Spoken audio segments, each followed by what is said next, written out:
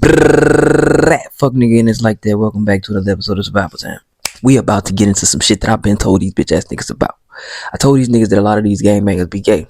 A lot of these OG niggas especially be gay. A lot of niggas they be jocking be gay.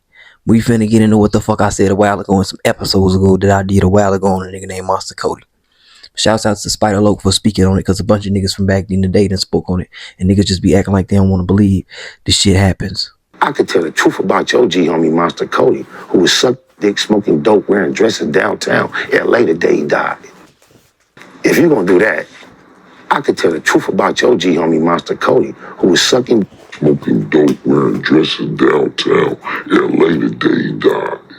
Now, everybody kept saying, "Oh, he ain't gay. You putting that, you lying on niggas." It's been going on. It's like been a thing that been being spoken on by Crips, Bloods, a bunch of motherfuckers that's OG and from that time frame. They all said that nigga was suspect and questionable. They still all talk about how he was locked up from the time frame he was a kid to the time frame of him being an adult. Fuck you talking about? Y'all niggas be out here trying to believe the hype and the stories, nigga. Do more research and start looking at these niggas' profiles. Now, Monster Kody, a.k.a. Sanika Shakur, was born November 13th, 1963, and was a prominent member of the A-Trade Gangsta Crips, who are based out of South Central Los Angeles. Monster Kody was also an author who rose to prominence in 1993 when he released his book, Monster, an autobiography of an LA gang member. What did you like about the people that were in the Crips in your neighborhood? The power they seemed to wield.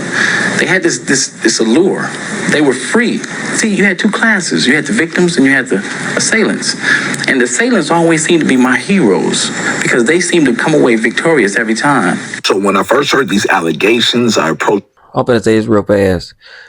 This is a childlike, mind-like nigga. This is a man-child speaking. Because you see what he's saying attracted him to the shit. And he's saying that from the point of him being a child when he first joined the gang. But this is how kids view gangs. This is how motherfuckers is seeing this shit and not understanding. It's a deeper situation than what the fuck you seeing and thinking that it is, nigga. With a bit of skepticism due to Monster Kody's large reputation within the gang world. It would become his career, his calling, as he wrote in the book, not some awkward stage of his life, but a job. At 15, he was arrested for assault. A year later, he was shot 6 times in an ambush.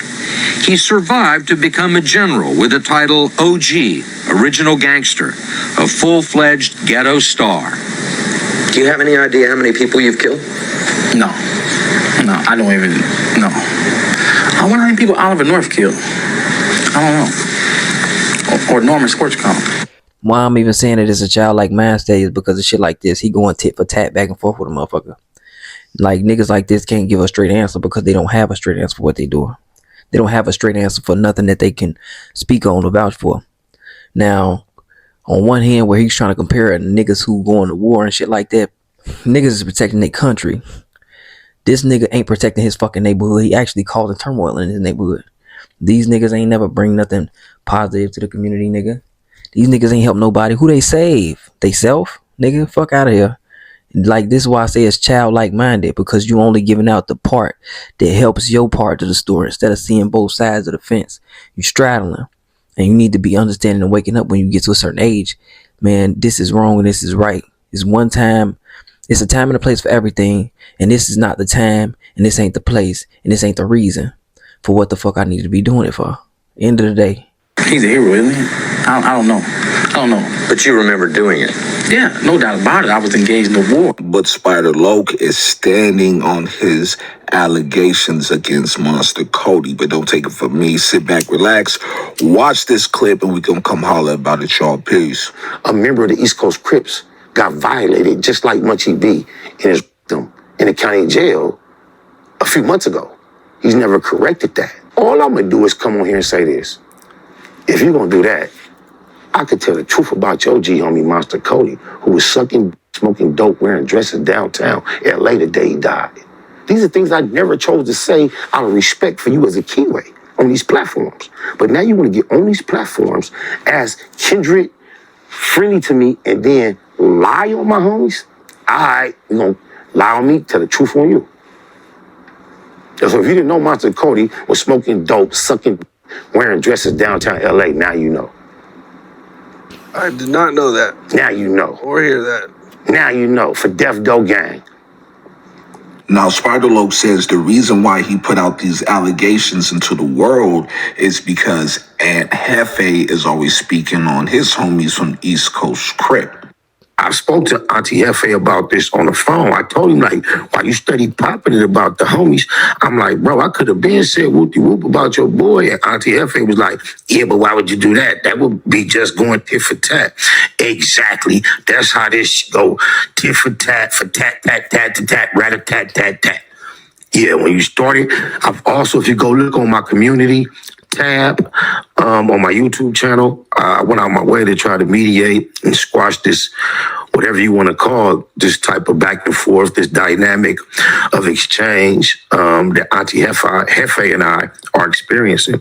It's crazy that he would make an accusation as if I get high, which I don't. What this dude talking about, man? Oh, this dude on the Skittles, man. Look at him and stuff like that, right? When we see him extremely high on platforms consistently, he says, Spud Loke, nobody believes you about Monster. Why you just won't catch it? I don't care who believes me. If you don't believe me, why are you here? Why don't you? I'ma stop it. Cause I believe the nigga.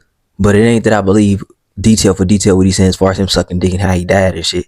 I believe that the nigga was gay and that the nigga was on dope and he was dressing like a bitch. Main reason I believe that he was on dope, he said he was on dope. Main reason I believe he was gay is because when you read his book or when you go to the video that I got that's on a chapter or a couple pages on his book, he got a rape situation in there where a man is getting raped in the cell next to him. And matter of fact, I'm not for sure if he was in the cell, but I believe he was next to him though. Long story short though, the nigga wasn't doing nothing to like stop the shit. The nigga wasn't, me personally, you not finna rape no nigga around me. You gonna have to kill that shit. My thing, period, point blank, I don't want to hear that shit. Matter of fact, yeah, no, he was in the same cell with the niggas and he didn't do nothing to prevent or stop. He just let it happen. So you just sat there and watched two niggas fuck.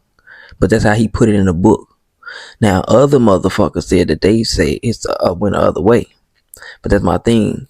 You got niggas able to tell and narrate their side of the story, and the other niggas who are ashamed or, you feel me, they done been through the situation, they don't want to tell the real, you feel me, but they'll tell it to an extent, and this is how niggas got moved to a different jail and all type of other shit that he had to go through because of that.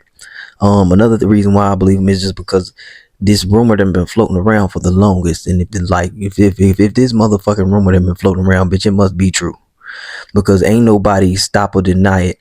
Even his little homie who was Lil Sody even had a comment. I got comments of that man saying, in video, he's saying in his own fucking words that his big homies ain't gonna approach Monster Kody or wouldn't have approached Monster Kody because of the simple fact that what he was capable of doing to you. That's how scared they was of him. So they would never say or mouth off about certain shit that, you feel me, he don't want being mouthed off about or talked about, you feel me. At the end of the day, of course they not gonna speak on that with him because they scared he gonna smoke their ass. And I don't think the rest of the gang community really speak on all of that shit because it's a gang internal situation. All them niggas doing it. Like, not every last gang banger, but a lot of the gangs and gang culture, it involves that. You got a lot of niggas that do that in there. They be fucking with punks and stuff like that in jail. And that's my thing.